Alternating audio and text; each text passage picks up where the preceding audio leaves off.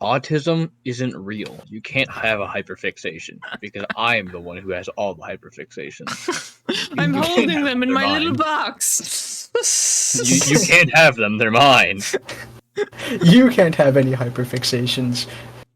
Not because you're incapable, but because Peter's being fucking Autism Georg over here and eating all of them.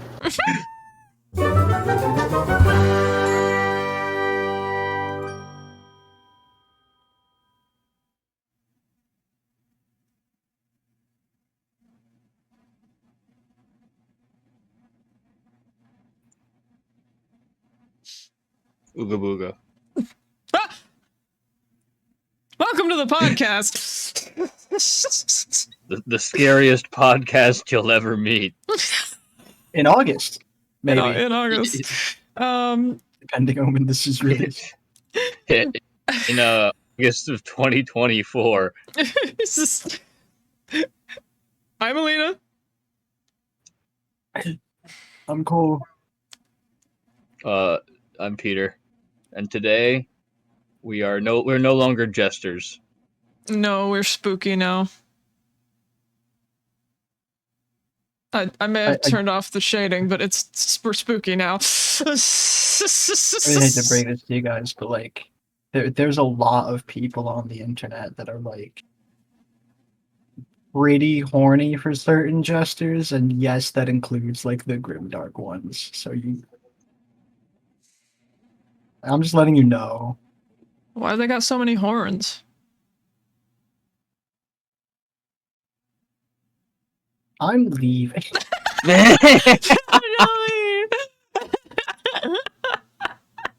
We're scary. We're spooky. Well, I guess not us specifically. We're talking about we're stuff. scary and spooky. It's us. Totally. Yeah. Anyway. Today our topic is about horror movies versus horror games. How are they similar? How are they different? What sort of tropes are thrown into each? What are some examples of good and bad of each? Whatever is the thing we go with. And whatever we come up with in the next few hours. Trying to insert tropes more. We'll get there. In this troop of tropes. Especially considering we're not talking about a specific franchise or plot. The name's just that's what you think, but today's episode is actually about Baldur's Gate 3. Specifically, it's about Peter, I'm going to break your computer with a sledgehammer. Baldur's Gate 3 Act 3.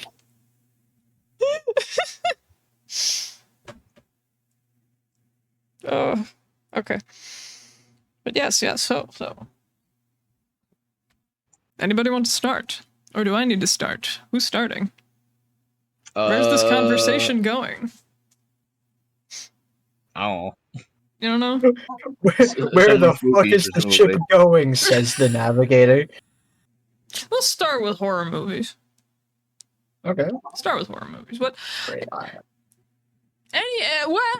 some of your favorite horror movies? Tell me. Share your secrets. I don't actually have a hat in this ring. I've never actually seen a horror movie in my life. Okay, so this is mine. All right. That's a bit of a problem then, because I have a bit of a bias.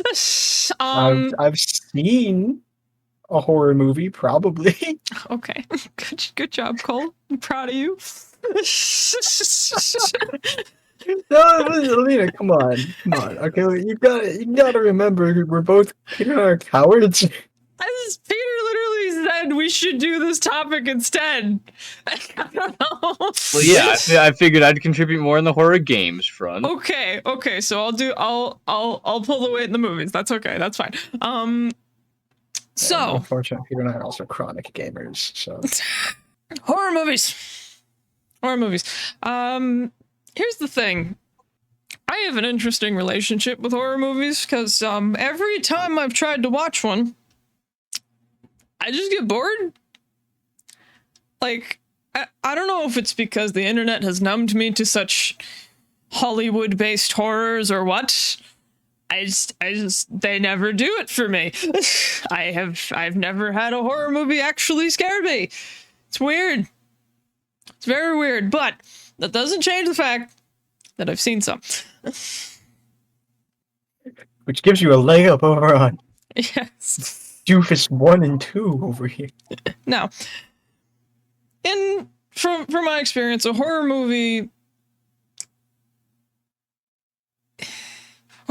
are interesting because there's a certain, like, each horror movie has a different level of spooky, right? Like, some are trying to just, like, give you a little bit of a, oh no, while others are trying to get you to run out of the theater screaming. Now, sometimes this does not go the way the directors planned. For example, every single horror reboot I've seen so far. I feel like that's unfair, though. Those are kind of predisposed to being bad by nature, Yes. being reboots, and therefore just for money. Well, okay. You can reboot a franchise and it be good, but because the motive is money, it is bad. Yeah, when the motive is just money, it does Yes. not turn out well. And this is actually not the only case of horror movies being fucked over by money. If you look at basically every single silver screen horror movie from the 70s to the 90s, basically every single one of them had like 16 sequels. Some of them were crossovers, and a whole multiverse of horror guys going on in that time, and it obviously died because it just kind of got stupid at some point. Like Scream, Ghostface, he's just a guy. He's just a guy in a mask, like. But there's just so many sequels, and you're just kind of like, it's a guy. Just shoot him. It's like, not the same guy in every Scream, though. I thought it's like, but like my point is a different killer taking inspiration from. Yes, the guy. like I understand that. My point is that like y'all can't be having this much trouble with one normal dude in each movie. Like, seriously. Scream in the first. You did also remind me. I have actually seen Scream, and I did like it, and it did scare me. So. Yeah. Well, I'm not saying the first one's bad. I'm talking about the sequels. I'm saying the sequels. Sure. I've not seen those. Yeah. There's only so many times you can throw a scary monster on the screen before everybody gets used to it, right? Especially when that scary monster is a guy in a ghost face mask. Like a guy in ghost face mask is like the thing that made part of the first movie kind of pretty freaky is it's two guys. I don't think that was the case in the sequels. Probably not. At least from what I've seen. In Scream, yeah, in Scream, the first one, Ghostface is two guys. They take turns being Ghostface, I think. It's been a while since I saw it, so I don't quite remember everything. But it's two guys. They concocted like a whole murder plot for reasons. I don't understand. Reasons I don't remember. So why did you do the murder? Funny. Funny. Funny, haha. For the Vine officer. For the Vine officer.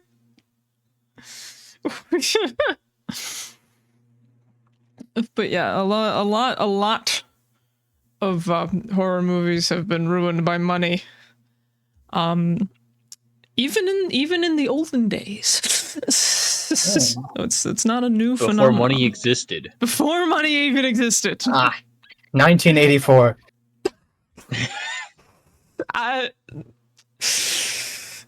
The year before the year money was invented. unrelated to the novel by George Orwell. Uh-huh. But yes, the horror movies I have seen are Alien, which objectively good movie, spooky movie. Subjectively didn't scare me, but most horror movies don't. So you don't take that as gospel. I was gonna say, I think the thing, mind if we disclose like a small personal anecdote of yours that I think will help illustrate how horror movies just straight up do not affect you. It's the werewolf thing. What? Oh. No. I think that would better serve to illustrate how like Okay. it straight up does not affect you. Personal story, listeners. You get to hear a personal story here. When I was but 2 years old, small child, sitting in the living room, my parents were watching a movie. It was one of those early 2000s weird vampire werewolf movies that they had, where it's like it's trying to be dark and scary, but it's also a vampire werewolf faction movie, so it's most of them fell flat. It died for a reason. Anyway, in the particular movie my parents were watching, there's this scene with this guy, and he's changing into a werewolf, right? And he's going crazy. You're like, oh my god! And he starts like grabbing at himself, and he starts ripping his skin off. He just starts full on ripping himself apart on screen, fully in front of this 2-year-old. And I know what you're thinking. This is a silly werewolf movie. How would this scare anyone? I was 2. It would probably scare a 2-year-old, right? Wrong. You are incorrect, because I quite literally pointed at the man on the screen, and I called him, and I quote, "Grumpy puppy." So, even at 2 years old, scary movies did nothing. They did nothing. I did not care. Why, as a complete and utter coward who can't hear or even think about the Lavender Town theme without getting kind of afraid, I think I am the better audience for horror media. As someone who can be scared easily. I mean, like, okay, I can be scared. Horror movies don't do it because here's the thing, right? In order to get scared by a horror movie, you have to really get invested. You have to be like, my eyes are glued to the screen. I'm focused. It is a rare movie that I watch like that. Okay, like whenever I watch a movie, and I make sure it's okay with everyone in the room before I do this, obviously, like I'm making jokes about it. I'm talking to other people. Like, I'm making it an event in the room I'm in. So, I'm not glued to the screen. I'm literally, like, unconsciously reminding myself, I'm not in that room with the scary thing. I'm not in that room with the scary thing. My friends are here. I'm not in that room with the scary thing. They're in the room with the scary thing, and I'm watching them die. I'm the scary thing.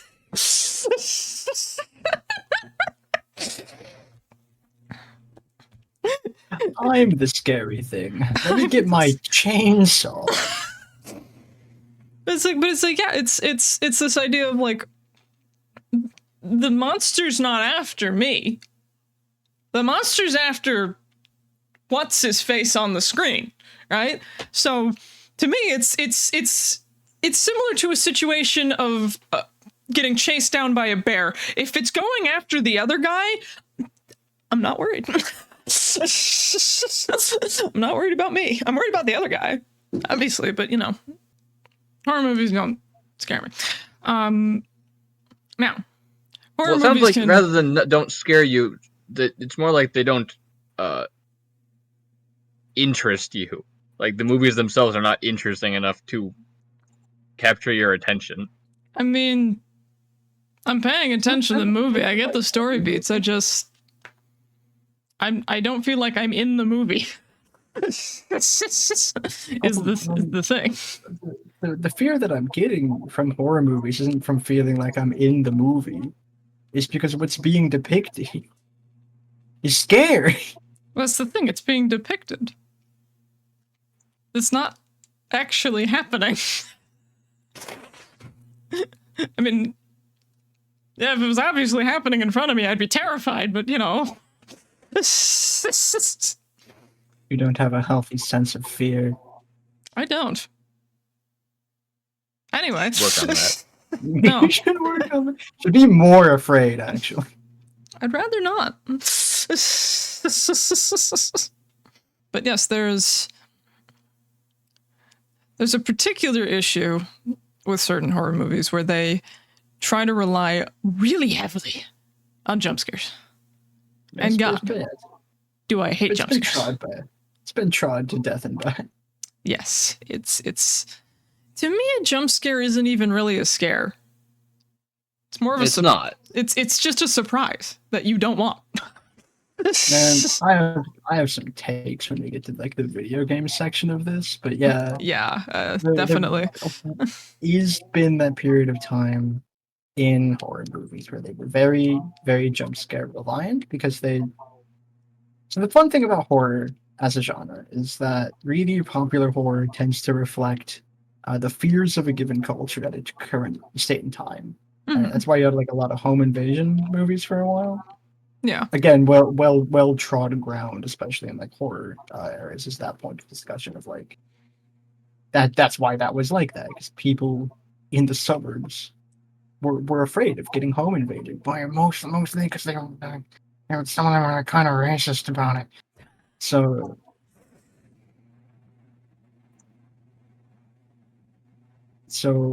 that's why that became so popular with the general audience in America. And I forget exactly the period of time. It's around the time of Scream, I think. Probably the 80s, 90s. Yeah. Probably 80s. And here, I'll look in it the up. 80s also, like where we do get like a lot of like really good, like extremely classic horror. 1996, I was wrong. Okay. Late 80s, 90s. 90s are where we get like a lot of really good and really classic horrors. That's also the same time period where we got a lot of really bad horror. Yeah, well, the B-movie horrors are like those are their own fun. Yeah, but they're not. Those aren't scary. No. To me, they're more Pulp Fiction than anything else. Yeah, to me, a horror movie fails if it's like if I'm laughing at it. Because it's one thing if I'm just sitting there, like, you know, watching the movie and it's just like, I like the plot, but it's not scaring me. It's an entirely different thing if I'm laughing and I'm not supposed to be.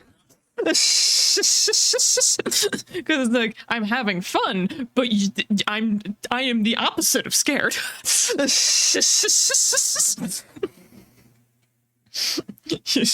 You've completely failed the horror part of the movie. Unless there is a funny bit. Well, sometimes there's that blending of horror and comedy, and that does happen pretty frequently. Yes. Right. I honestly cannot describe to you how horror works if you just like are not affected by the grand bulk of horror media that exists. No. I honestly think that just means it's not like a genre that your brain can gork onto, you know? Well, that's the thing. I like Use other horror stuff. It's not the movies. I like video games. I like horror games. Those scare me. Name a person who's in like our age range that doesn't actively play video games. Video games? Nobody. Horror games? Quite a few. Quite a few. I feel like there's more in our generation that watch horror games be played than actually play the horror games. The Markiplier watchers. The market, me. Hello, every me. Hello, everyone. Spammed. Ah, we got an Undertale newsletter recently. I'll share it with you guys after. Okay. That we did. Very cool. For me, there's not actually a significant difference between horror games and horror movies in terms of how afraid they make me. The nature of the fear is different, right? Obviously, in horror games, the fear comes mostly from your lack of control in a situation. Mm-hmm. That's already like a normal fear I have in my daily life. So you also got to like toss a monster in there or something for me. They've come up with a horror game and it's just you not having control in your life. There is no monster. It's just that. It's just that. That's come on. Old news. That's already a stressor for me normally. I'm used to it. Okay, now now I need to know if they made a horror game where you're being chased by the IRS. Oh no. There's probably one somewhere. Well, yeah. I don't know. For me, like, of course, the primary difference between video game and any media is the element of control that you have over your own actions, or at least the perceived control you have over them. Yeah. Yeah. I think that's probably like what makes the difference for you, if I had to bet. Yeah. To me, it's the perspective, because with the movie, there's a disconnect. Because I'm just sitting there watching it. But if I'm playing the game, I'm playing you are the point of view. Yeah, like, if it's in first person, I feel like I am way more in the room than I do when I am watching a movie that has multiple perspectives, none of which are first person. And so that sort of forces you to be more in that environment, and that sort of finally gets the switch to flip of fear time.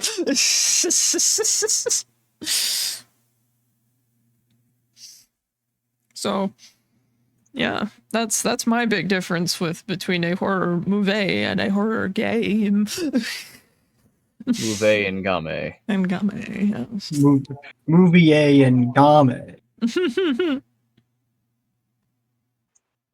But I do think the important thing that is actively like useful to note is the fact that like it is entirely the element of control and perspective. That makes it just like a fully different experience for you. I can hear shit that's spooky and it will destroy me like emotionally. See, that doesn't happen. It's just how it is. I am afraid of a lot of things. I'm aware.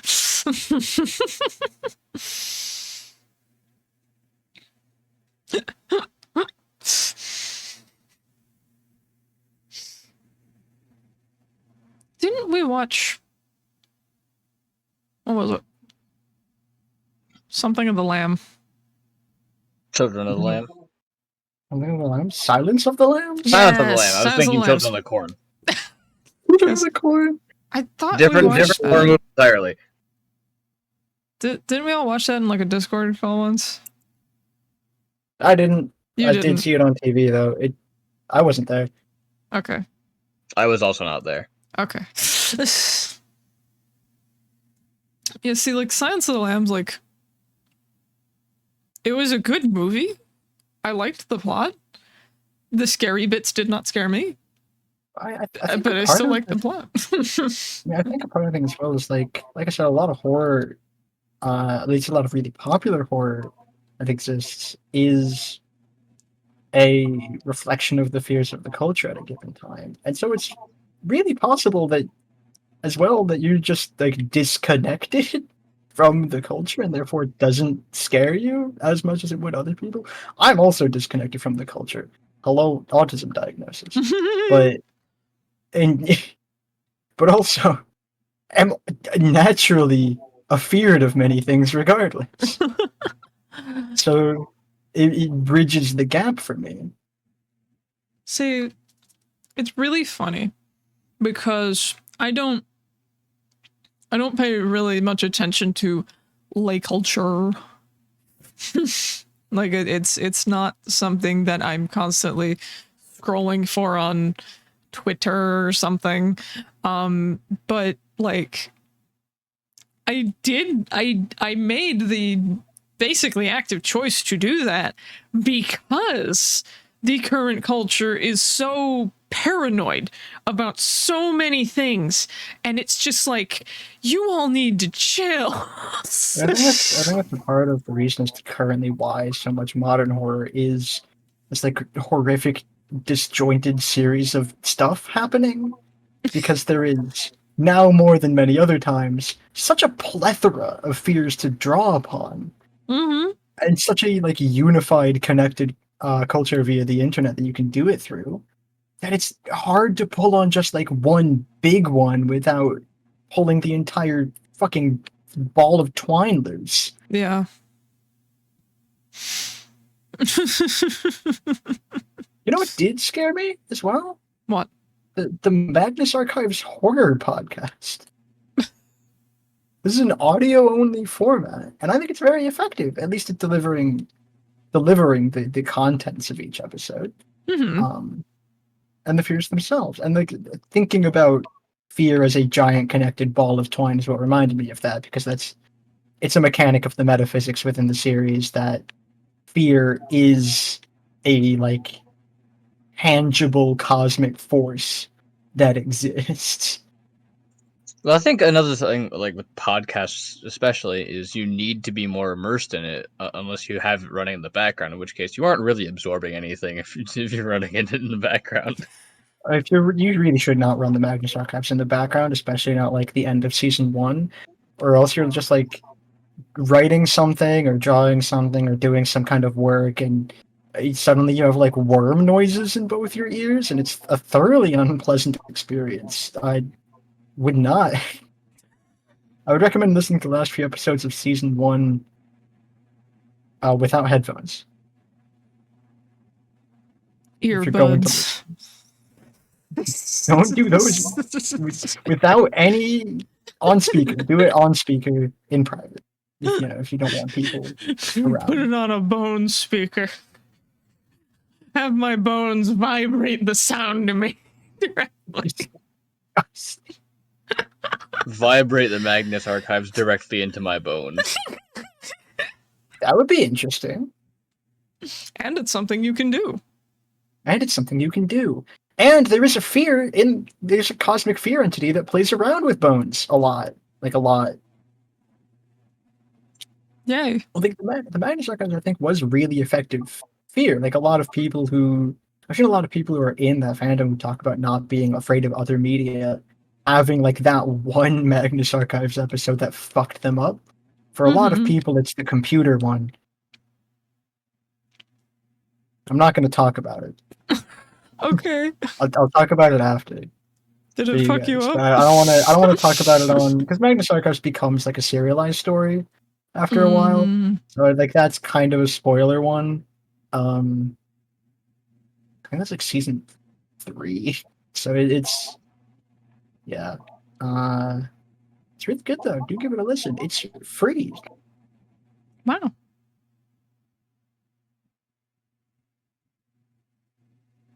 I think what makes fear effective in the Magnus Archives, though, is entirely the audio format, and it lets them do certain things. Like, if you are actively listening, like reading a novel, your mind draws the rest of the picture for you. I know this is about movies versus games, but I couldn't resist the... That's fair. It's about horror as... I guess it's more about comparing different formats of horror. Yeah.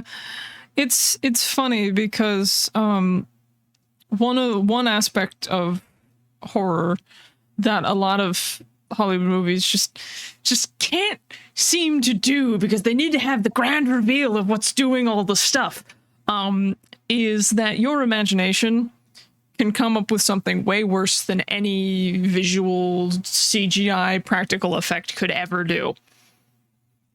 Oh yeah, man. Right.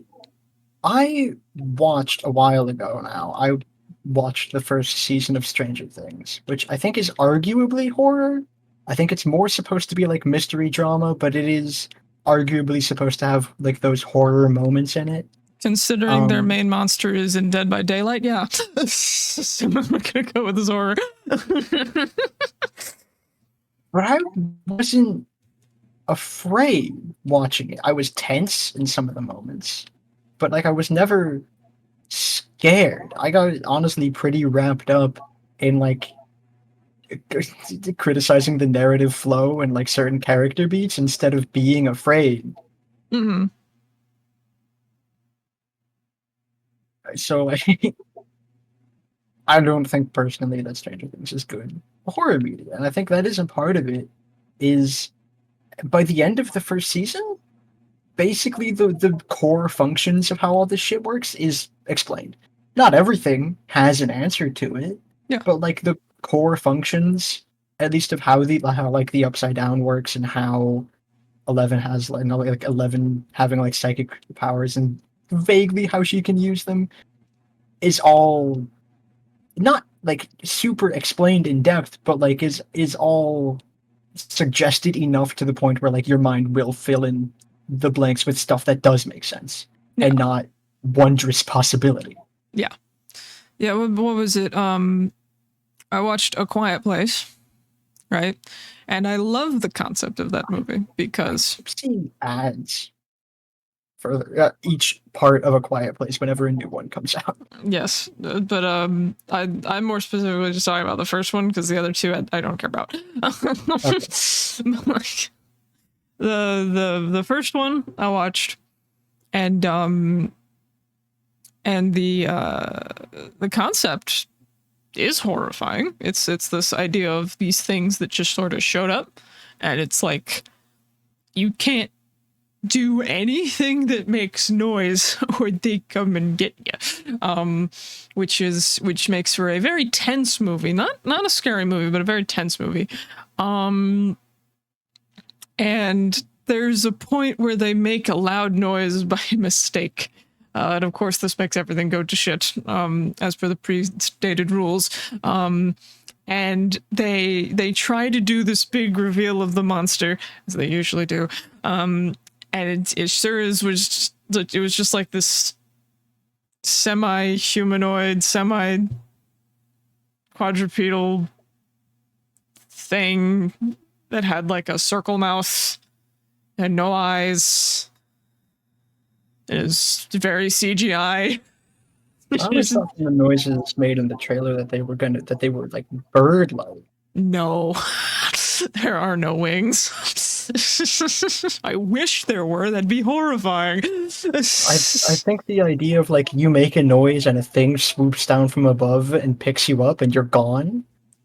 I mean, they did something similar at the beginning of that movie because they had like a little toddler kid, and he grabbed a toy from a store, and he turned Toddlers are doomed in horror.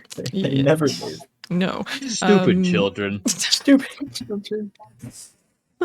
But he turns the toy on and it makes a loud noise, and the parents try to go like, no, don't make the loud noise, and then the thing like very vaguely whooshes past the screen and the toddler's just gone. But like it was on the ground and running on all fours. Like a fucked up dog. Yeah, it's like a fucked up dog, but a bit But bigger. there's also the I like it's not necessarily a rule in horror fiction, but like a suggestion that tends to work a lot is you take something familiar and you fuck it up. Mm-hmm. Which is probably why it might be kind of dog-like. Like I don't know if it was dog. Here, I'll look it up. But also, like the more we do that, which we've done it a lot, the less it works. You gotta find new ways to fuck up other shit that's familiar. People just get used to it, or as several parts of the internet have shown me, very attracted to it. Okay. Looking Yeah, at as it. we all know, there's several responses to fear. Fight, flight, freeze, fuck. Hmm. I think you mean fornication. That's how my teacher put it. Okay. I've looked up the Quiet Place monster. And I'm gonna send a picture of him. And I genuinely don't know what this is supposed to be. Like, I don't know. Monkey? It's like if someone was trying to design a new cordyceps monster from The Last of Us. And failed, kinda. Yeah, like I think The Last of Us is really good at being scary. It's not a horror game necessarily, but it is good at being scary. that's fair. I mean, it is a horror game by definition, but like, it's not. The zombie apocalypse isn't the scary part. No, the zombie apocalypse is the scary part. The other people are fine. I'm in a fucking firefight against 15 guys. I'm in my element. I'm moisturized in my lane. Flourishing. Moisturized? You put me up against like a similar number of the zombies. I'm shitting myself. Well, yeah, because those zombies are fucking immortal. It's like I've not read a lot of horror books, to be honest. I've read plenty of other books, but horror as novel form never really like interested me. Me neither. Yeah, I think movies fail more often than games because there's the least amount of imagination that the audience has to put into it. Yes. And that's why, you know, Magnus Archives as a podcast or books. Or books by author. By the Stephen King especially. But just in general. Fucked up, man. I feel like you gotta be fucked up to be fucked up. They require more imaginative input on the audience's part, which immerses them more and therefore makes them more prone to being spooked. Spook. And I think video games cut an interesting divide in that because, you know, obviously you don't have to imagine a whole lot in a video game because, you know, it's a video game. Yes. But at the same time, the medium is in the title. But at the same time, you are also it's a different type of video than movies. Yeah, you're controlling it. It's more interactive. You're controlling it, and also it's very much it very much feels like it's happening to you like directly. Yeah. As opposed to when a movie you're just a disembodied floating camera. 'Tis I, the fourth wall. Here to observe your woes. No, those are my walls. Go away. No. But now let's talk about the scariest thing in existence, PT. Ooh. Okay, so we're starting with like the best thing since sliced bread. PT is great. It's fucking great. It's horrifying.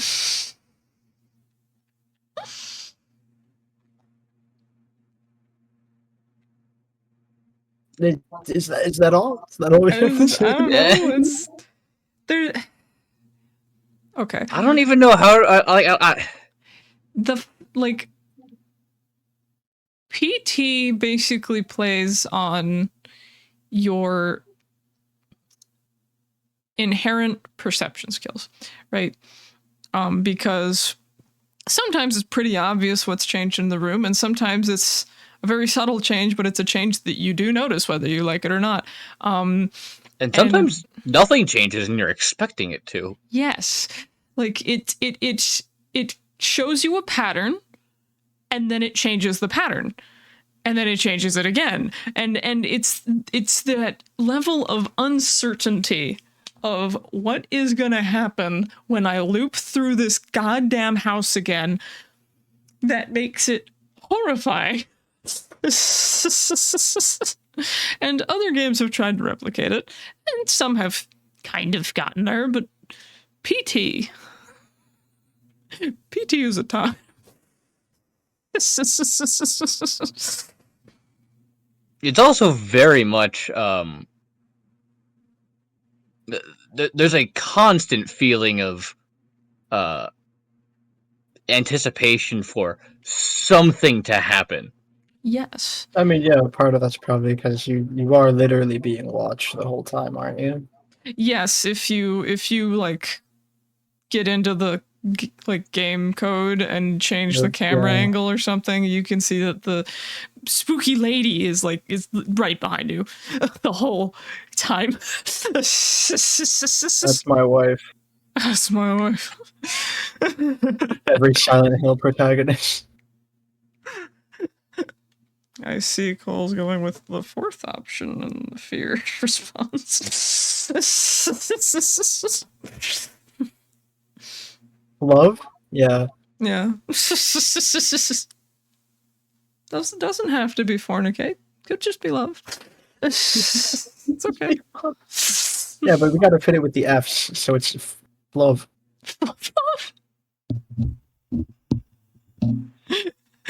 But yeah, PT sort of played on also like what people expected from horror games at the time, right? Because a lot of horror games, and I think all of them, had either zombies or a big scary monster chasing you, or like something coming after you actively, and you were actively avoiding it or running away from it. In PT, that doesn't really happen. You know, in other horror games, you have an objective, whether that be just not getting stabbed, or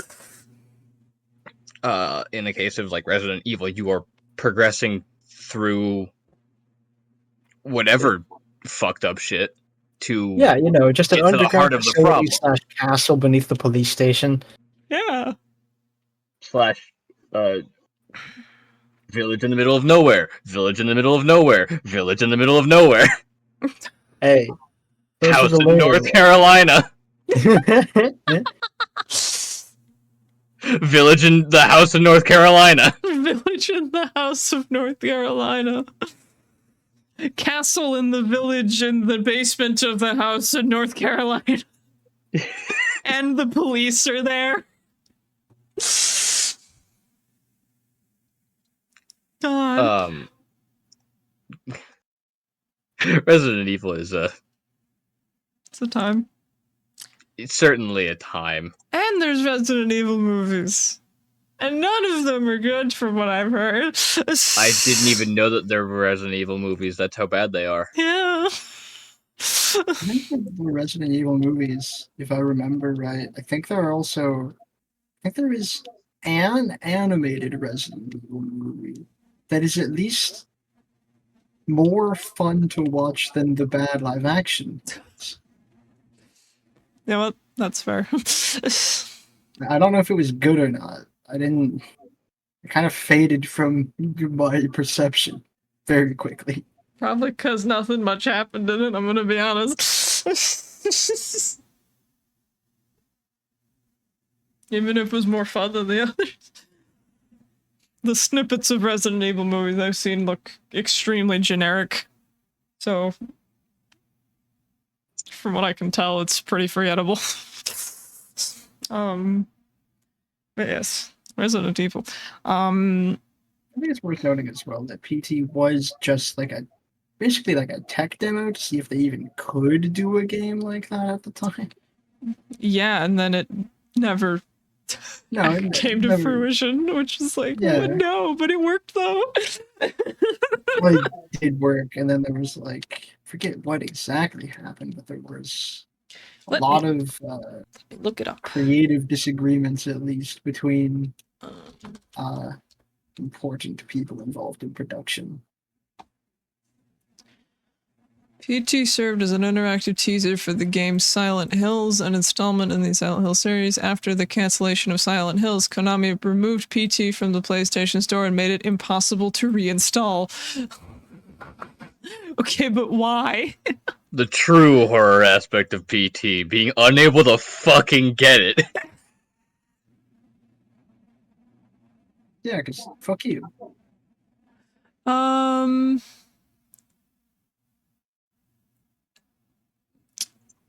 Oh, it's because the guy who was, the general synopsis from what I can tell is the guy who, was in charge of it at least, or like basically owned the idea, got fired due to some behind the scenes drama in the company. And in retaliation, he had PT completely removed from anything and you couldn't reinstall it. So that's basically he got fired because of things in the background and it made him upset as spaghetti. I think it was something internal at the company. I mean, I could try to read this long ass paragraph. Okay. Apparently it's nobody really knows what happened. They just know that there was at least a disagreement, at most a drama. The guy got fired because of it, and then in retaliation, he took PT off the market. So, what made PT so? Like, if we can resume. yeah, get back on track. No, we're supposed to derail this further. This is the Halo 4 episode. No, it's not. As much as I love talking about Halo, we aren't there yet. Though I could probably actually talk about Halo in this, just not 4. Probably be 1. Anyway. Is this about the library? Maybe. No, the level before the library, actually. Anyway, do we want to say anything else about PT? Aside from the joke I've been wanting to make the whole time we've been talking about it, about PTSD. Yeah, so that. That's it. That's all I wanted to do. We can move on now. Okay. Cool. I just wanted to vocalize it. I mean, we talked about Soma a while ago, but like, I feel like most of the actual horror in Soma is when you think about the implications.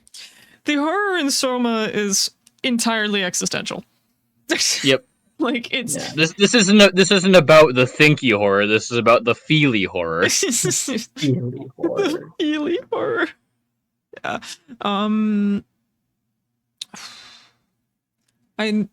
Cole, I know you're not gonna like this. Oh God. Okay. But Five Nights at Freddy's. My hot take is incoming. When it first came out, at least. I'm not talking about the horrible plot or anything, that's whatever. I am talking about just the game mechanic itself. Before Five Nights at Freddy's... I have words about the dual mechanics too, but it's okay. I'll let you go first. It's okay. Before Five Nights at Freddy's, there was never really a horror game where you were basically stuck in a room and had to deal with the monsters coming and you couldn't, like, run. Right? Or hide. You were just in this room and you had to basically block their entry, right? And this caught on really well with a lot of people because a lot of people were like, what the heck is this? And despite where Five Nights at Freddy's ended up, I feel like the first game, if you ignore all the lore stuff and whatever, is actually... Sorry, I can't help myself. It's okay. Is actually like a pretty spooky experience for the time it came out. I'm gonna restrict my brain because I do agree with you on this point. Okay. Because as much as it like pains my soul to say anything positive about FNAF, the first game and also the second one, I think, and sort of not as much the third one, but definitely the first two, I think had a really good establishment of tone. I think that helped with the fear a lot, right? Despite the fact that most of the like prominent fears were loud ass jump scares that were only really scary because they were loud. What made them actually effective is all of the buildup beforehand. So you're in these like fucked up, decrepit buildings, these old ass robots that are malfunctioning. So it's like, there's some decent fears there that you can toy around with, and it said there's a lot of like really good ambience. Yeah. And third game stops doing that as good, personally, and then it just keeps going down. Yeah, I think the one thing that was good from the fourth one, was like the one. the one thing. Well, because other than that, it's basically the same as like all the others. But the one thing that I liked from 4 was like the listening, just because it's like you are quite literally putting your ear up to what is possibly like the thing trying to kill you and going, "You there? Do I need to close the door?" Like, you can't get more in the danger's face than without dying. And so I liked the transition from like relying on cameras and seeing them move towards you to just being like, I entirely need to rely on noise. I do like that mechanic shift in 4. Many of the rest of the mechanics of 4 are just weird and cumbersome and serve entirely to just like trip you up. Yeah, like I said, it's the one thing I like from that game. Obstacles. Yeah. And I really, this is a game design principle to me. I really hate it when design aspects are just obstacles. Even in a horror game, where the point is that things are supposed to be difficult and cumbersome and kind of awkward to use. Like, unless it's done really well, or there is some kind of like benefit that you get. If it's only an obstacle, if it has no other real purpose for existing within the game, from a Doyleist perspective, from an outside of the game's world perspective, then it shouldn't really be there. When we eventually get to the Helldivers 2 video, I am going to be like heaping tons of praise on their like diegetic menus. So to kind of preemptively cover my ass, I'm gonna say the difference between FNAF 4's bad diegetic mechanics and Helldivers 2's. Good job. Hell's Divers 2's. Hell's Divers 2's diegetic mechanics is the Helldiver 2's diegetic mechanics actually do they benefit you. They get in your way stored in various ways, but you are gaining a benefit for a like temporary restriction.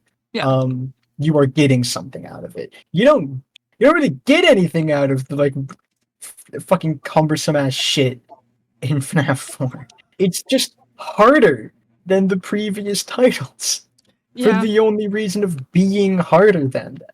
And like the continued introduction of more and more mechanics as the series goes on. It just, the reason that the first one and also the second one work is that they're extremely simple. They're basically just point and click.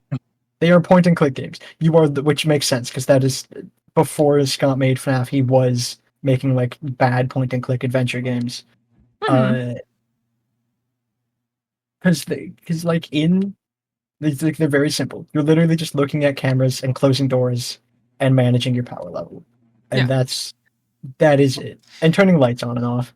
That's a part of managing power level. So it's like you have a few mechanics to interact with, but it's enough that you have to be constantly interacting with them. Yeah, and So you are always doing something. yeah, But then you introduce more shit to do, and it's like, well, now there's just too much to keep track of. yeah. I will say that like 2 seems to feel like that at first, but once you get a hang of the rhythm, because there are a lot of animatronics in 2, but once you get a hang of the rhythm of all the animatronics in 2, like it's actually really easy to do.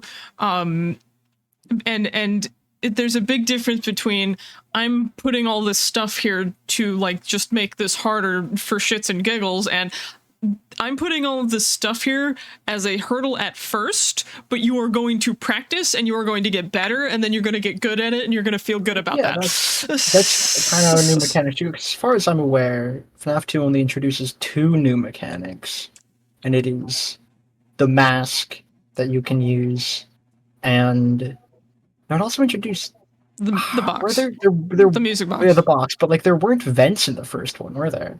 No. Doesn't FNAF 2 also introduce the vent? Yes, but the vent is just an extension of an existing mechanic, so that's like half a new mechanic. Yeah, I would say the 2 main new ones were the mask and the box. The mask and the box. And the batteries, I guess, also. Oh yeah. Because it wasn't that you were gonna run out of power, it's that your flashlight would run out of batteries, or Balloon Boy would be like, you didn't take them. Like, so, you do have more to keep track of, but it's not at the point where it's overwhelming yet. Yeah. And I honestly forget FNAF 3. FNAF 3 was like...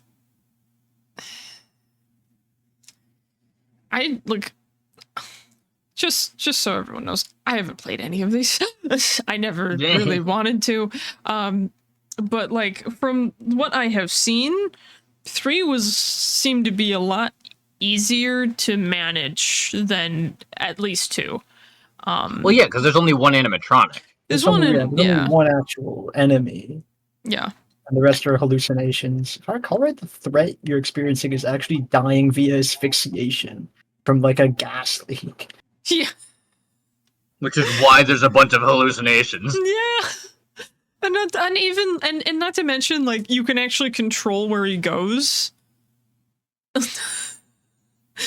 feel like I think FNAF 3 is just weird, yeah. And then 4 has too many things in it going on at once. Yeah. Especially because you don't have your tablet and your cameras, so you have to constantly be switching between the various perspectives.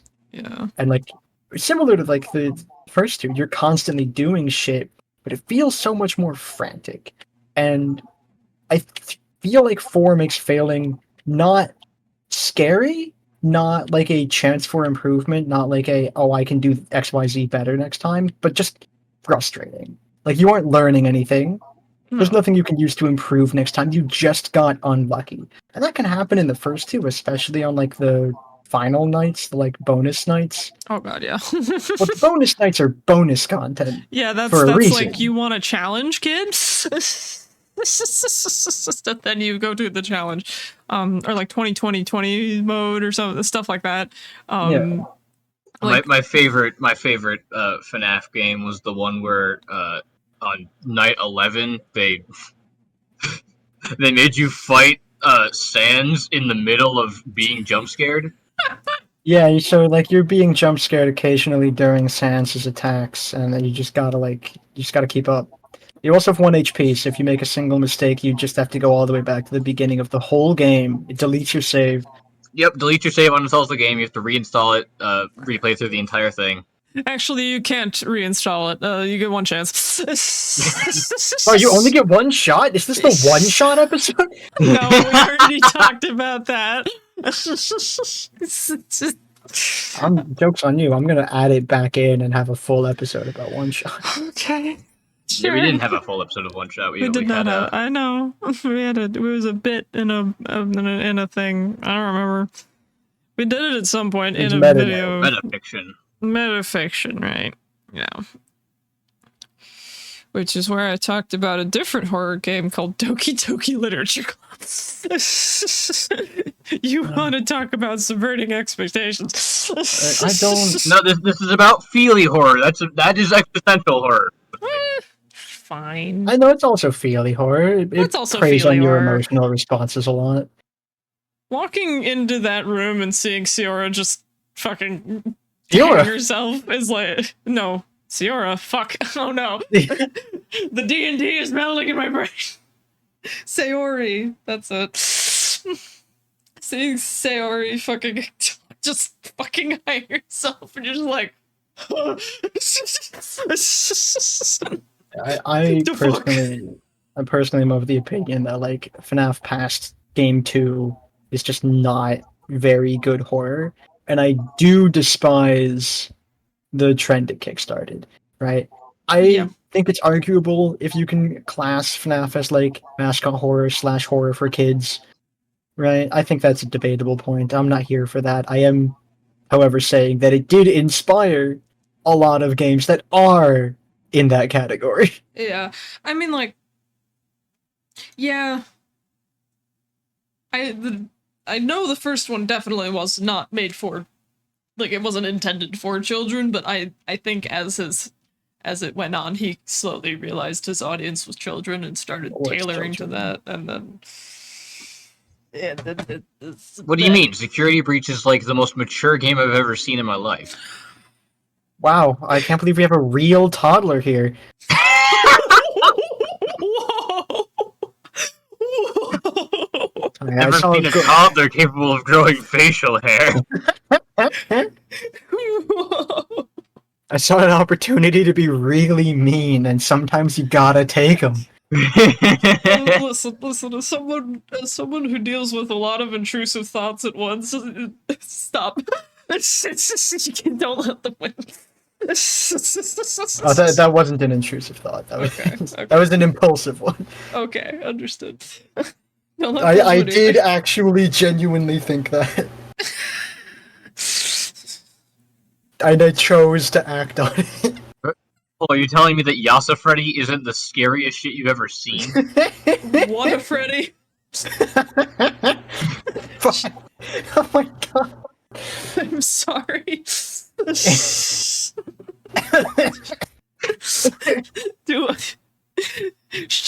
Should I be scared to look this up? No, it's just Glamrock Freddy. Oh, okay. Yeah, I just call him Yasa Freddy because it's Okay. funnier. Yeah, so Freddy. Judging by Cole's reaction, it worked. I think the scary sections of Security Breach are when you're dealing with the endoskeletons, because they move when you're not looking at them, and that is just like that's effective. Like, it happens a lot in games. It's effective. That's why. It's low hanging fruit for a reason. It's also happened in TV shows such as Doctor Who. Yeah, I think the Weeping Angels are like It's the the most most popular. definitely the most popular. Probably some of the most effective. Absolutely. Yeah. Like, Well, because it's a 1-2 punch. It's a one. These things look creepy as fuck and move extremely fast when you aren't looking at them. And then B, the second punch is existential dread. You've been displaced in time. Yeah. yeah. Those did scare me as a kid. Those did. They actually succeeded. Over here, you're afraid of the British. No, I liked Doctor Who. I didn't like the Weeping Angels. You're afraid of some of the British. I'm the Well, okay, the Weeping Angels never actually spoke. For all we know, they could be French. That's why they're the bad guys. Wait, no, they're American. Duh, the Statue of Liberty. Oh, well, there you go. I forgot about the part where the Statue of Liberty is a giant weeping angel. That is very that was funny. No, that wasn't scary. That Just was funny. But could you imagine you like at some point everybody collectively stops looking at like the Statue of Liberty for like a microsecond, and then she's just gone. And it's just fucking gone. Yeah, there's got to be like at least a single instant where it's unobserved, and she like just. I don't think she's gone. I think she changes position and is like suddenly reaching down at someone, and that someone isn't there anymore. Not even like it's just like literally like if you're like I don't know, like if you're like on like the top floor of one of the skyscrapers and you're just looking at the Statue of Liberty and you blink and then it's looking back at you and you're like, oh no. That would be horrifying. Statue of Liberty sized weeping angel is not something I want chasing after me, I'm gonna be entirely honest. Why don't you want any weeping angel chasing after you? Well, yeah, but like I have at least somewhat of a chance of getting away from the ones that are like my size. Statue of Liberty one is just like, I can't get away from that. It's just too big. That's why you gotta. I feel like the easiest way to save yourself from a weeping angel is just like get on a group video call with a bunch of friends.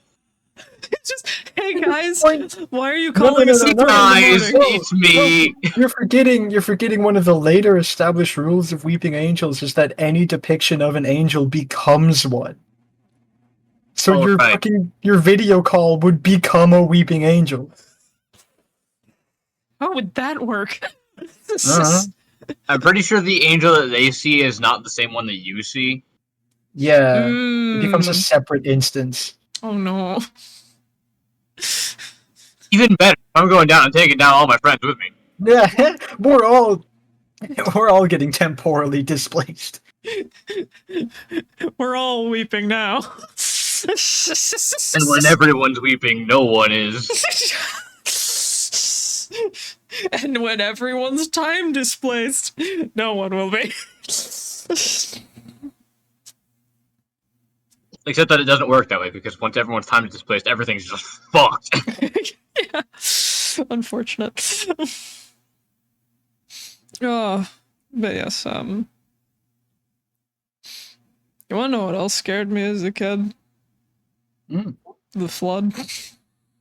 Yeah, I know. Scared the shit out of me. I hated them. I wouldn't play a level that predominantly featured them. I just made my dad do it. But yeah, I know we talked about this in the Halo Combat Evolved episode, but it was extremely jarring when Halo Combat Evolved first came out. And the first half of the game is just, oh, I'm fighting aliens. Oh, I found a ring. Oh my god, it's a big weapon. Unga bunga. And then you end up in this jungle and you go into this basement area and you're like, where'd everyone go? Where are all the Covenant dead? I didn't kill them. And then the flood happened, and then you're like, I can't make like that. It's a subversion of expectation, if you will. Because I was thinking I'm playing a silly alien shooter game, and I'm now in a state of fear that I wasn't expecting until now, at this very second.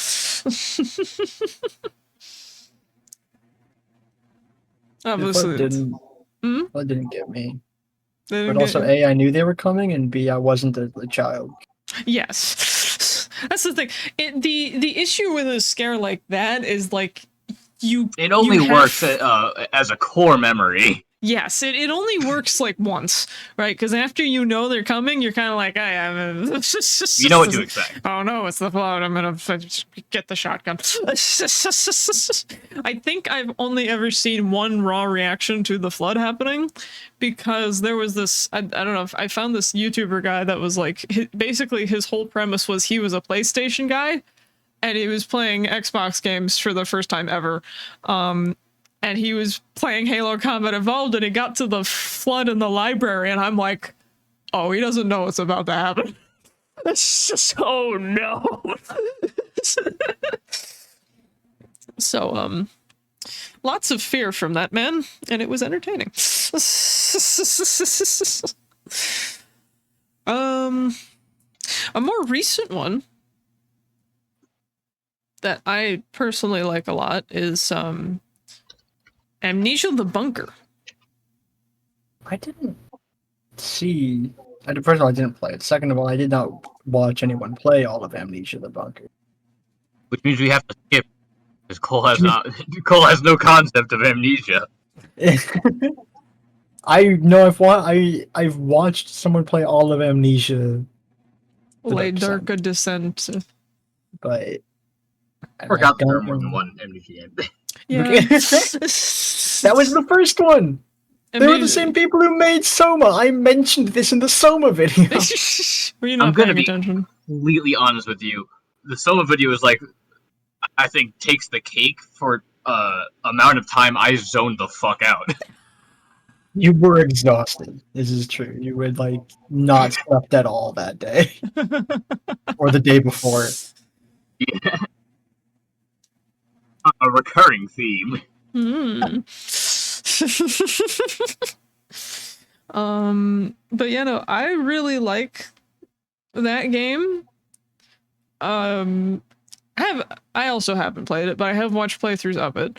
I haven't seen the end of it yet. I probably should.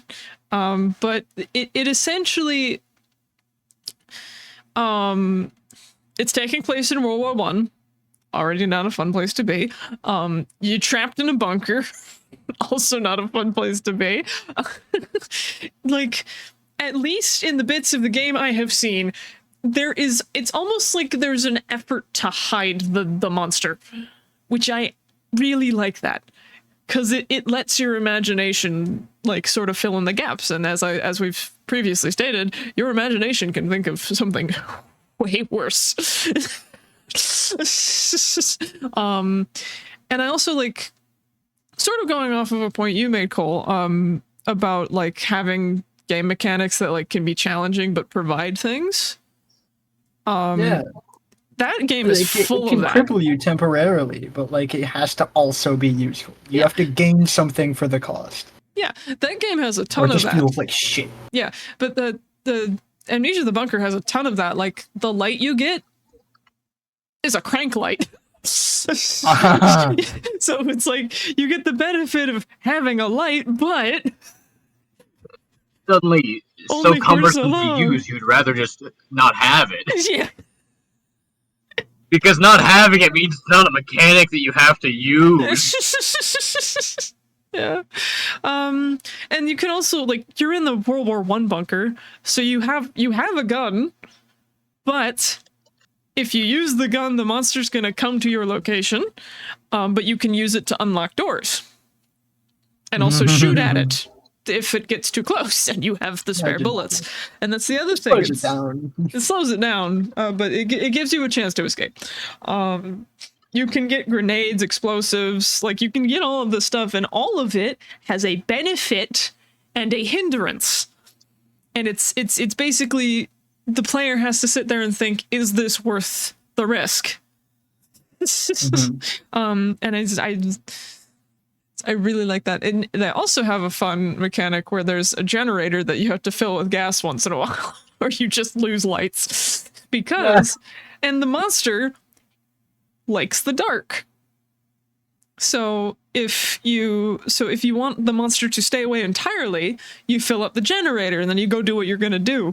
Because the whole point of the game is to escape the bunker, like to get out. And again, I haven't seen the end of it. I don't know how it ends, but like the beginning of it at least, really well put together. I really like all the mechanics. It's a good horror game. From what I've seen. Could be the ending's terrible. I don't care. The base mechanics are cool. I don't know if it's the same people at the studio who made Amnesia the Dark Descent, but Amnesia the Dark Descent is also a really, really good horror. Oh god, yeah, that one was great. While we're on the topic of like horror games from long time ago, Outlast. Oh, Outlast! Outlast, I don't super like Outlast from like a horror perspective because I think you are kind of almost too powerless in Outlast. I think you're like too fucked over some of the time. And I did not like Outlast 2 like at all. Yeah, Outlast 2 was. It's polarizing to say the least. Outlast 2 went like too far. It jumped the shark when it really didn't need to. We can say that, yeah, because like Outlast 1, for a long time, there's like a vague, maybe half scientific explanation for the weird shit going on. Mhm. Right, for like the way that like people look, like super fucked up, and like they maybe shouldn't be alive still with like all the injuries they've taken, but like they are, and that's weird. Mhm. But there's like vague, weird, like biochemical explanations that are given through like notes you can find in the game. Yeah. That's like some crazy supernatural shit that happens at the very end, and that's fine because like the wall rider section at the very end is like fucking insane when you're running from that guy. You get like a lot of adrenaline going. Mhm.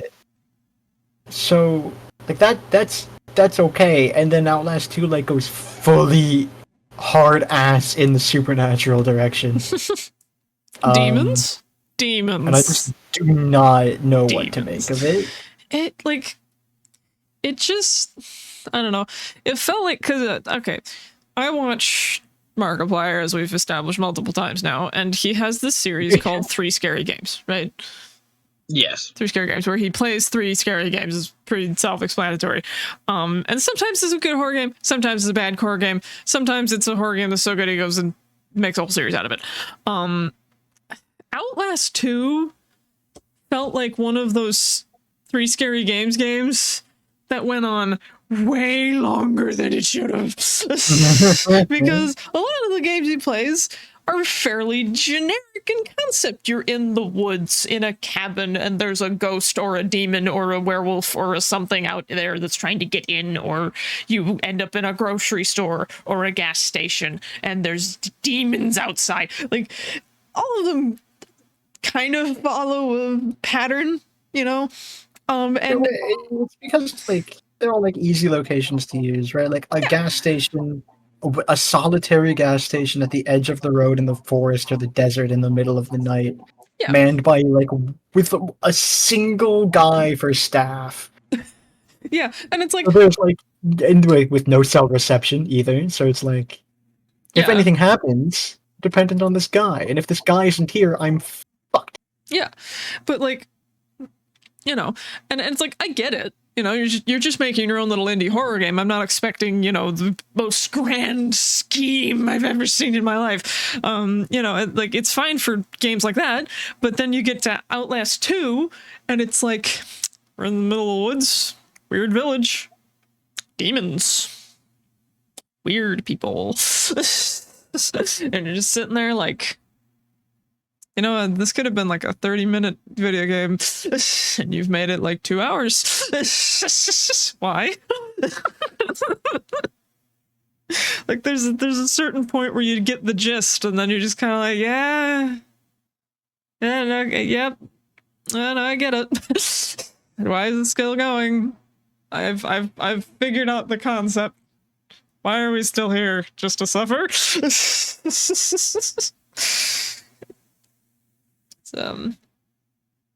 forgettable, honestly.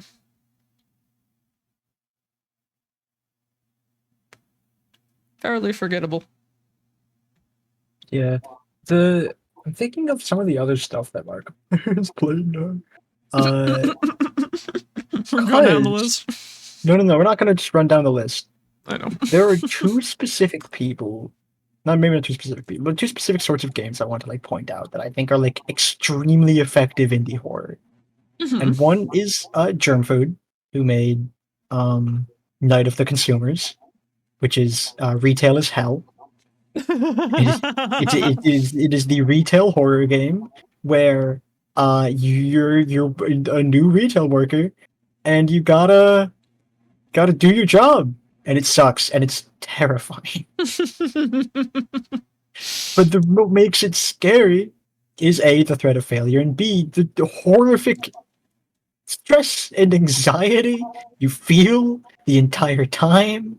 It's almost like you're actually working retail.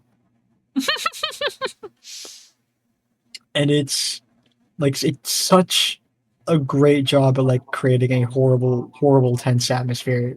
You just feel kind of bad. But it's very satisfying when you manage to complete a shift because of that. And you can over time like memorize the possible like spawn locations of certain things. You can optimize your route through the store. I can speed run it. Yeah, well, you kind of have to if you want to not get killed by your boss at the end of the day. Oh yeah, isn't it like if you don't finish your stuff, he'll like all the lights go out and he'll just like chase you down. Yeah. And there's like a subplot going on with like a bunch of missing employees and some murders or something. Oh gee, I don't wonder who know. did that. Stares at the boss who kills you if you don't finish your job. Well, he just runs up to you and says you're fired, really all scary like. Oh, okay. No, I think it's implied that he kills you though. You're fired, puts you in a cannon, fires you.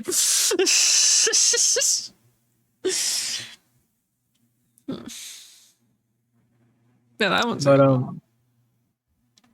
similarly, I think there's a bunch of games that Marcus played a few games also by the creator Chilla's Art, who did things like the Closing Shift. The Closing Shift is a game where you play as I believe you were playing as a woman barista, and you just get stalked by a guy. Oh, I remember that's that what the one. game is. That one's terrible. It's fucking horrifying. It is. But it's what makes it so effective is it's such a mundane horror. There's like real shit that happens to people. Mm-hmm. Yeah. And it's like that is, I think, a very important thing as well. I do think horror is at its most effective when it is staying rooted in things that are, if you're going in the fantastic route, just relatable enough, or otherwise, you can stay fully grounded in reality and make something absolutely devastatingly will kill me emotionally. Or you could drag everyone into an existential dread. That is. An existential dread is not quite fear response. No, but like, it's. I still see that as like a valid type of horror because like the media itself is not what you're afraid of. It's the concepts it's picking up and throwing at you, right? Like Soma, like that is technically like just throwing you for an existential loop. And like the actual monsters that are chasing you aren't that scary. Well, they're only scary if you can like look at them, but you can't look at them because then your screen goes wonky. Yeah, so like, you're more afraid of like losing progress when the electromagnetic radiation occurs. Whether it's due to how they look or how the game works, not scary. But what is scary is when you realize that you are a machine this whole time, and the constant questioning of what that means and who you really are and all this other stuff, and then you as the player is sitting there and you start sort of thinking about that, like, what if my brain was copied and put into a machine, and what would happen if there were two of me, and would that be me? What would happen to my consciousness? Would I be able to go into the clone, or is the clone just a brand new person? And you just start to spiral down into this horrific cycle. Maybe a skill issue for other people. I have no such flaws. I have other flaws. This just isn't one of them. Lavender Town noise. Yeah, no, that's not a flaw. That's an existential fear of mine, a deep thing embedded in my unconscious. You could definitely, which you could reasonably call a flaw. Sure. Yeah, you can call it a flaw, I guess.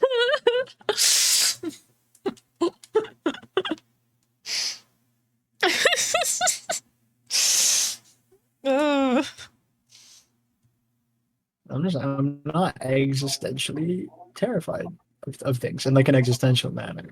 Usually. Other than Lavender Town, which you just said is an Okay, existential yes, fear but I of just yours. said it's an existential threat to my continued mental well-being. We're talking about like existential concepts, like what happens during Soma. They don't scare me as much as they interest me Yeah. on like a philosophical level. I mean, I'm the same. I know that. I It know will why that game absolutely is get some people. Yeah, Like, I know why that game is considered scary to the majority of people. yeah, less considered less scary than Amnesia, but more haunting. Yes.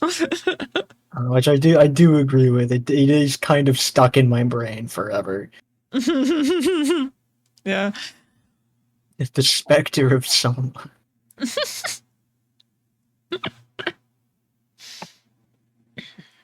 Oh God.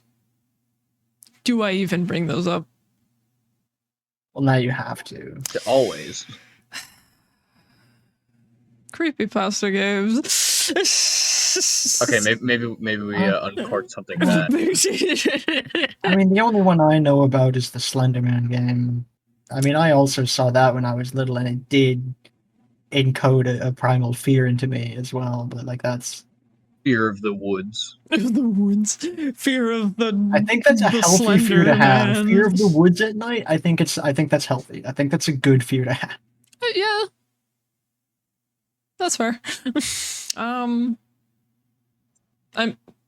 Sonic.exe. I mean, it's stupid, but it does exist. I forget that was a creepypasta original.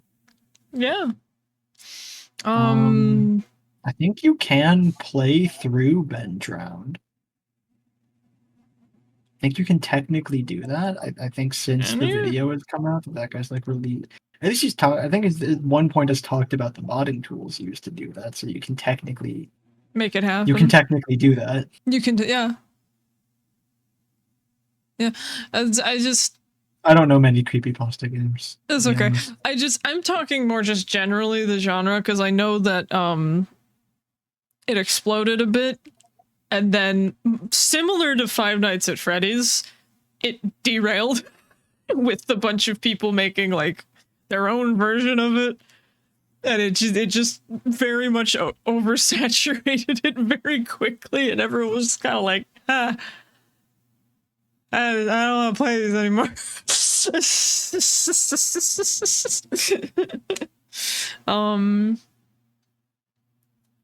I guess that's a interesting theme of horror media, is that one good one comes out, they oversaturate the market with it, nobody wants to watch it anymore or play it anymore.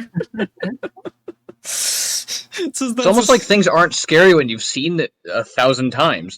Yeah. It will.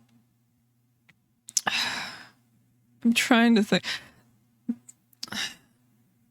There were so many of those horror movie sequels that were like crossovers, where it was literally like this silver screen monster versus this silver screen monster, and you're just like, oh God. I didn't realize we were Godzilla. Godzilla versus Kong. Yeah, literally. That's literally what it was like it evolved into. I think it was like, well, it fucking. I think I saw like a bit of one ever, and it was like Nightmare on Elm Street. What's that guy's name? Freddy Krueger. Freddy Krueger. Freddy Krueger. I think it was like Freddy Krueger versus like Jason. Yeah, that did happen. And I'm just like, oh wow. I was thinking about like when people do that, because honestly, you give a community 2 of anything, and the power scalers will arrive, and then you can't get rid of them. They're like ants. I mean, like, it's one thing for like the community to do that, because that's just speculation and fun. It's an entirely different thing when Hollywood's like, I got a great movie idea. I got a new movie plot. So basically, there's this Freddy Krueger, except he's got huge spooks. I mean, some Huge serious knives for spookers. A real set of spookers. Big old ton hunger of spooks. Massive the spook of Ankaloos. The spook.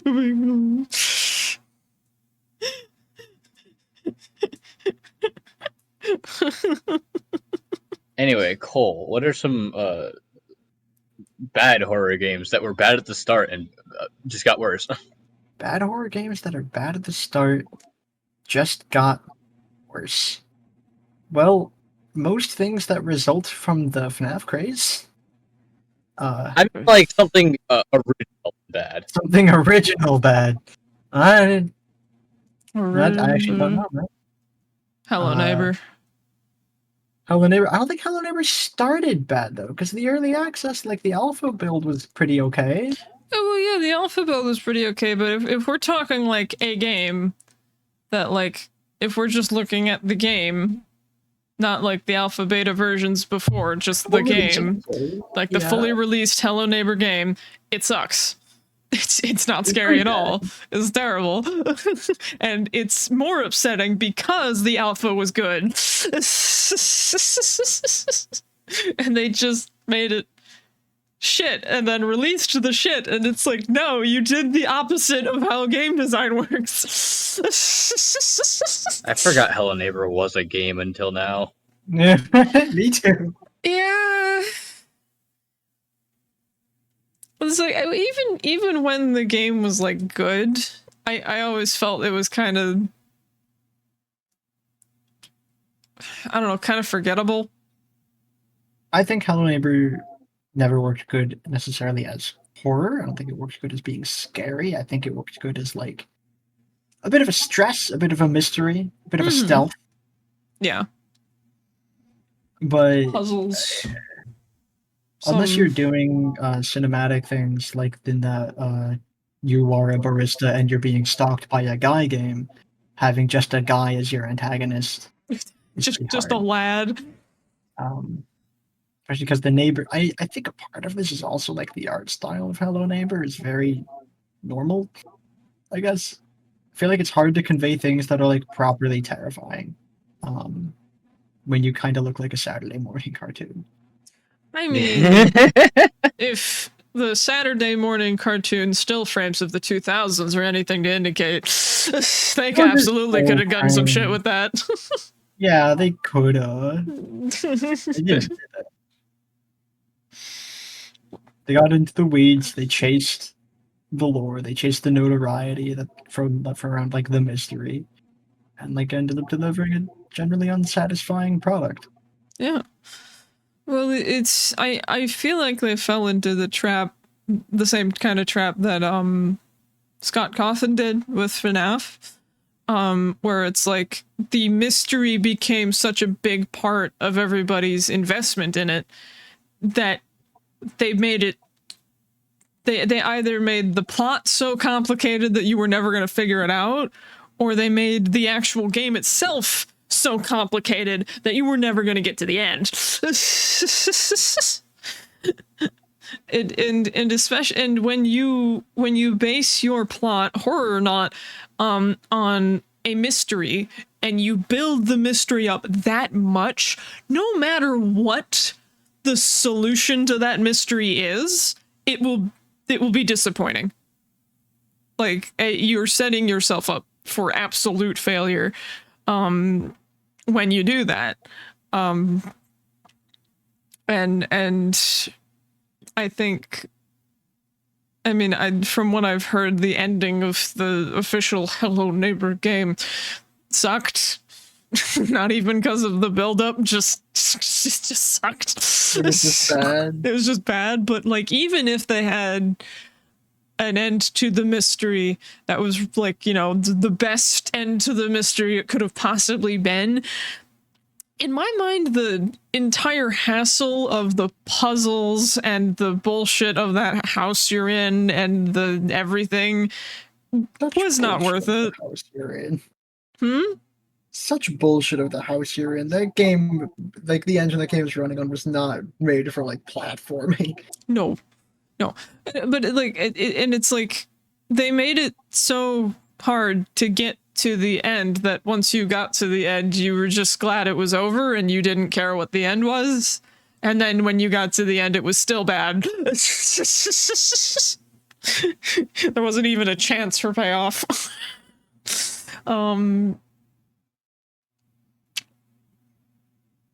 So yeah, that I would say that was that's a pretty good example of a not so great spooky game.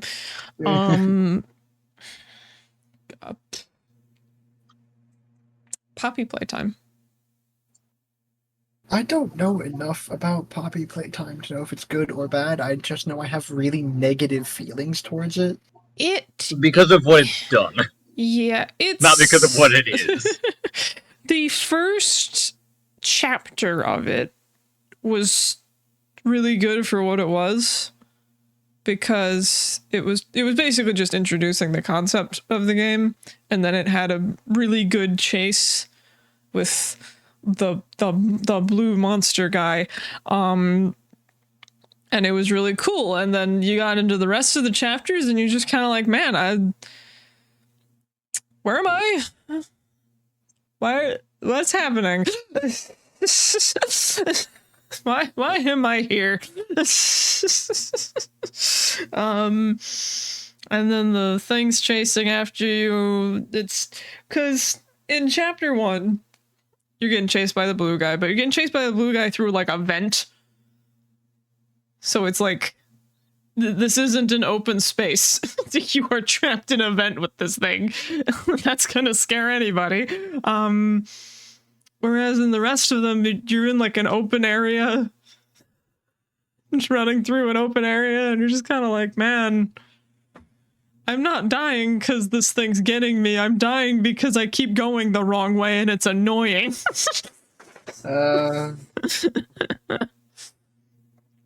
You know, it's just, I don't know. They had something in the start, and then it's meh. It got kind of meh. I've the most recent things I've only watched because I watch a speedrunner called Astral Spiff a lot, and he was playing it to do the speedrunning thing that he does. So that's it. So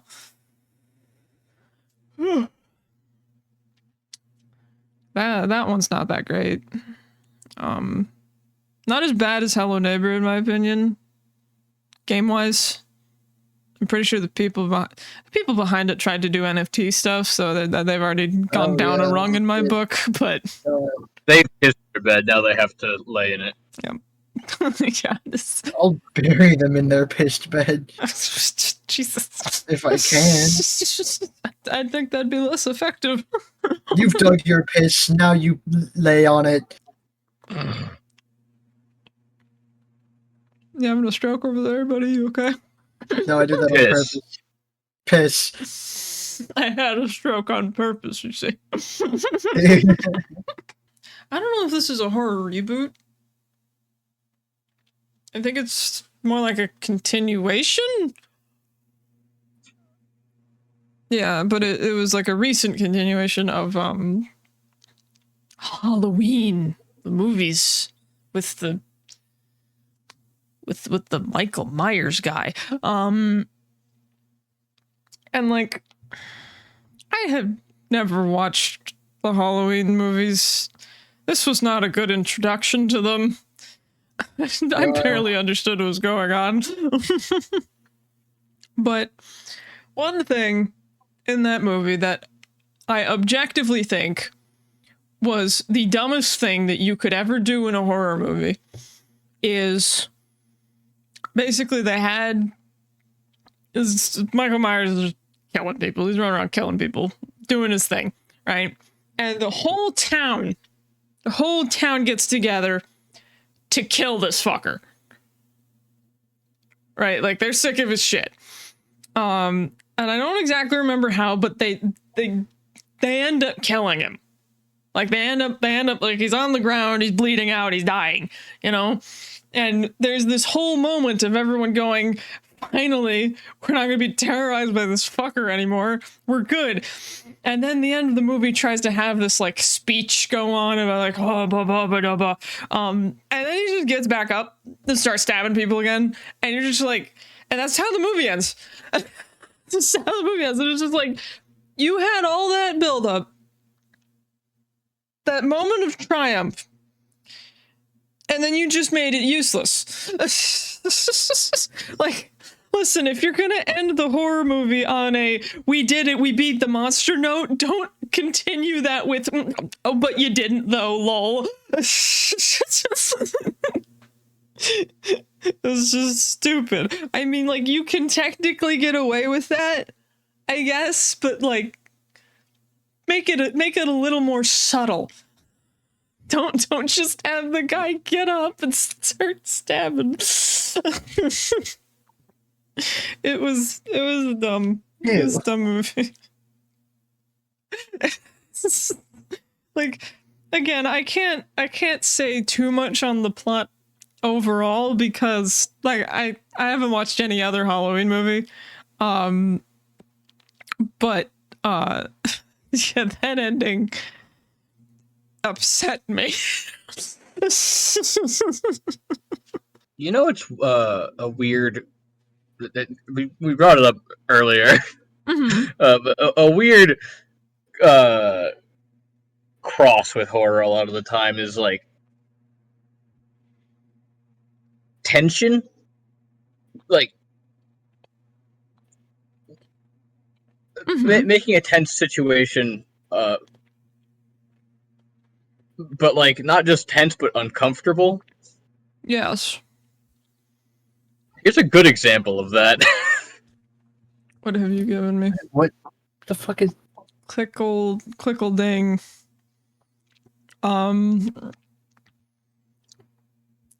According to the Steam store listeners, Clickle Ding is a dark incremental narrative game about thumbing a tally counter to satisfy the distressing masked man sitting in the corner of your hotel room.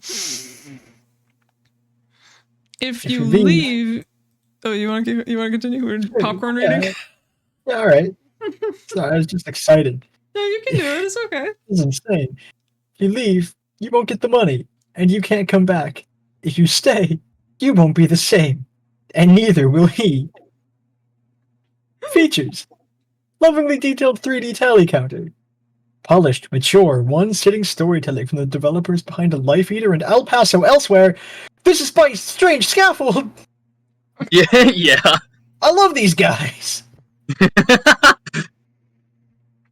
Surreal encounter with the original Clickhold in a land beyond space and thought. Weird jazz from award-winning composer R.J. Lake, also known from Space Warlord Organ Trading Simulator and Unbeatable. It also features a locked bathroom door.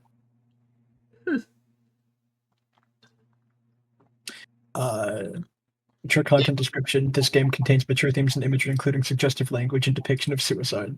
It's the game itself is literally just you clicking a button and watching a counter go up, while another guy sitting across from you in a cuck chair just watches and talks to you with a gun. Huh. Interesting. And if that isn't the most uncomfortable thing you've ever seen, your money back guaranteed. A lot of horror doesn't necessarily actually make you scared. It makes you tense or nervous or really, really uncomfortable. Yeah, this definitely succeeds in making you really, really uncomfortable. My favorite part about all of this is that you can experience this discomfort for a whole $3. You can, yeah, for a whole $3. Clickholding is one of their most recent games as well. Oh my god. I like the popular user-defined tags: psychological horror, sci-fi, sexual content, cute.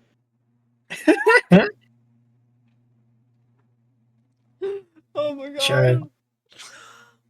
While we talk about Strange Scaffold, I think Life Eaters, I've not been able to play it, but from its description, which is a fantasy horror kidnapping simulator where you are making friends with people, getting to know their schedules, not even necessarily making friends with them, just getting to intimately know their schedules without them being aware of you, kidnapping them, and then sacrificing them to a god you aren't sure really exists to delay the end of the world.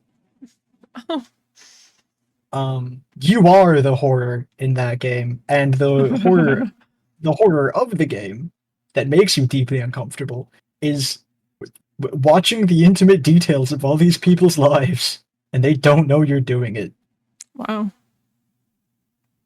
You know, if you're doing good at your, job. Of course. There's a game we haven't talked about. What is it? Lethal Company. Oh yeah. Why is Lethal Company so terrifying? I think it does the environment really well. You're never comfortable anywhere. No. Yeah, no, I feel like Lethal Company is actually a really good example of comedy horror, because you usually play that game with friends. And so like the getting chased by monsters and stuff is scary, but then like you and your friends being stupid is funny. Yeah, nothing is nearly as scary with friends. Yes. But then the moment, like, because every time we've played it, at least, we always, like, split up into at least 2 groups. Yeah, and the second you're isolating yourselves when it's not necessary. Yeah, and then the second your partner dies, you're like, well, shit. I don't want to be here anymore. Isolating yourself voluntarily when you don't need to, and then eating shit for it adds to the horror element. Yeah. You're having such a fun, goofy time until someone dies viscerally in front of you. Yeah. And yet the funniest death will always be somebody going, don't worry, guys, I can make this jump, and then they just fall into the void. I think one of our funniest deaths from when we've played, Alina, is when I tried to pull the bracken away from you so you'd have time to get out, and it killed us both anyway. That was so funny. I remember there was one where it was me, I think you were there, but it was me, Shaki, and Aiden, and we were all trying to get across the scaffolding, and Aiden was like, I'm not good at this, and Shaki literally goes, don't worry, I got it, and then proceeds to jump and fall into the pit. Yeah. Just like, I don't think you got it, I'm gonna be honest.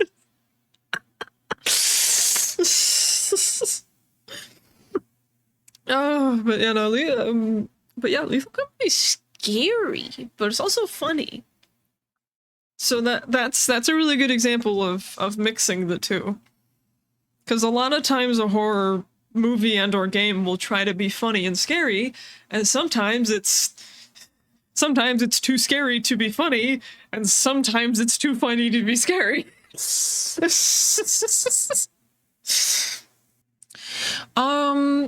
There is a game that I know of that basically it's one of those games. It's similar to Doki Doki Literature Club, where it's like it starts off like normal, and then it slowly gets security. Yeah, and it is called. What is it called? It's called Let's Find Larry. Yeah, he did that too. I've never heard of this one. Okay, so Let's Find Larry is essentially a game that starts off as like sort of like a video game version of Where's Waldo. Right? You're looking for Larry in this crowd of people, and you have this sort of like bird's eye view of everything. And you basically look for him by like spinning the section of the world around, and then taking your little magnifying glass and going, oh, well, there he is. He's in that crowd of people. And And the game slowly sort of like Larry starts to talk to you and he's like, "Why are you following me? Please stop." Then some other people show up. Yeah, some other people show up and they're like, "We're trying to find this guy."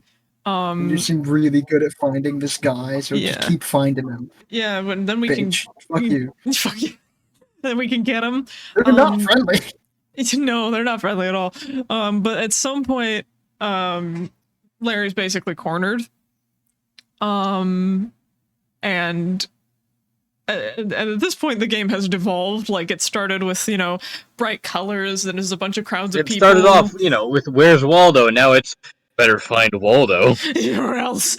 Yeah. But, like, now all of the environments are dark, and, like, there's nobody around, and they're decrepit and things. And you finally corner Larry, basically. And these guys are like, "Okay, we got him. He's on the roof of this building. We need you to take the shot." They give you a sniper rifle. They literally give you a sniper rifle, and you shoot Larry, and he falls.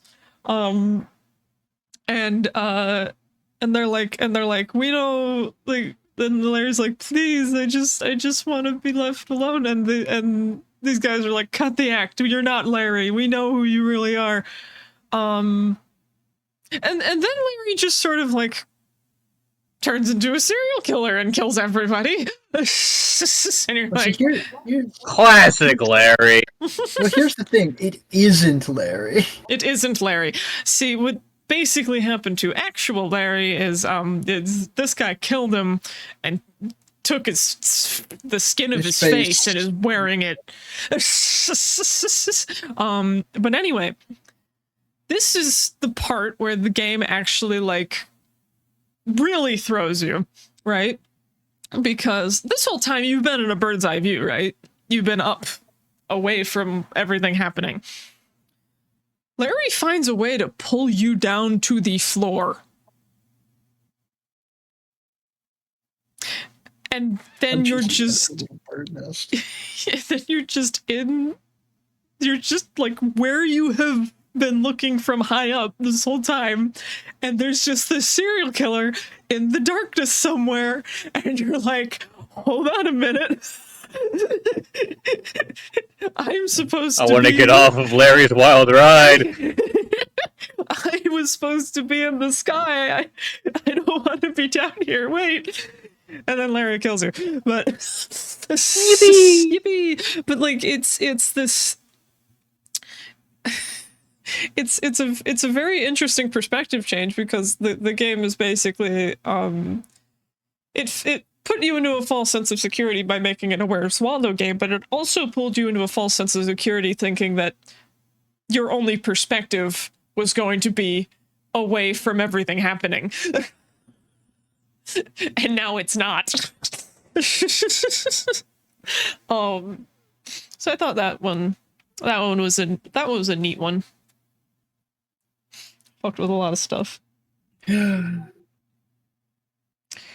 at the end of the game, he kills you and takes your face. Yeah, now he's you. Ooh. He is no longer Larry. He is... Insert player name here. You do find, like, news clippings? I think between each stage, there's, like, a newspaper that, like, basically starts giving you hints about what's actually going on before the reveal happens. Yeah. That they do have that. And that's also fun. I guess that's Baba it. Bowie. That's... My soundboard's broken. Oh. Do I have anything? Not really. I've got crazy Discord notification and no, God please no. So Ooh, ending noise. Baba Booey. Jump scare. Jump scare. I'm too tired to do. Just say jump No, scare. it's fine. It's fine. We already did the jump Yeah, scare. we I said already- jump scare. Yeah, jump scare. Ah. Ah. Ah.